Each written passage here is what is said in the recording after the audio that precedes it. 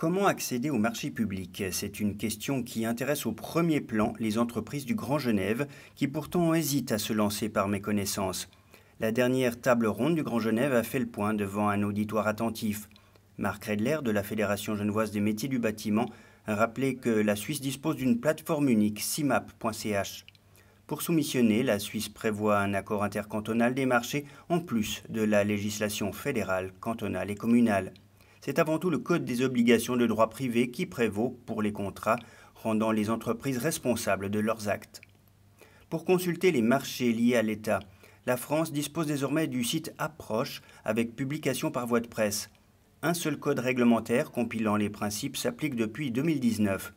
Julie Marot d'Anne Massaglo conseille à l'entrepreneur d'oser, d'autant que les choses s'améliorent. La bonne pratique, c'est d'oser, c'est de se lancer.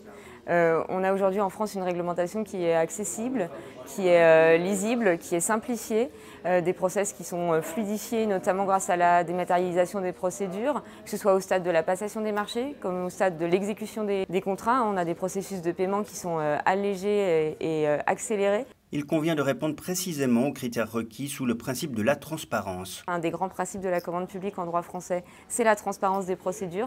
La transparence passe du coup par l'écrit, parce que derrière, on doit pouvoir rendre public, même si c'est de manière anonyme, les questions posées et les échanges qu'on a pu avoir avec les opérateurs économiques, qui permet du coup de vous accompagner dans le process. Et vous avez des fédérations professionnelles qui vous accompagnent aussi sur ces aspects-là, les chambres de commerce, que ce soit côté France ou côté Suisse, qui sont aussi des accompagnants. La France prévoit une retenue de garantie et de courts délais de paiement du soumissionnaire.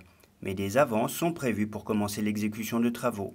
Dans un marché transfrontalier qui se fait souvent de la France vers la Suisse, se pose la question des travailleurs détachés. Il y a une obligation d'annonce et de respect du droit du travail local, même si le contrat est français.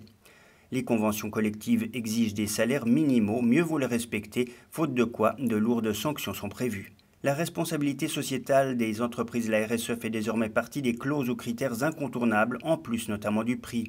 Et attention aux vocables différents de part et d'autre de la frontière. Par exemple, un mandat en Suisse correspond au marché public et représente un contrat côté français.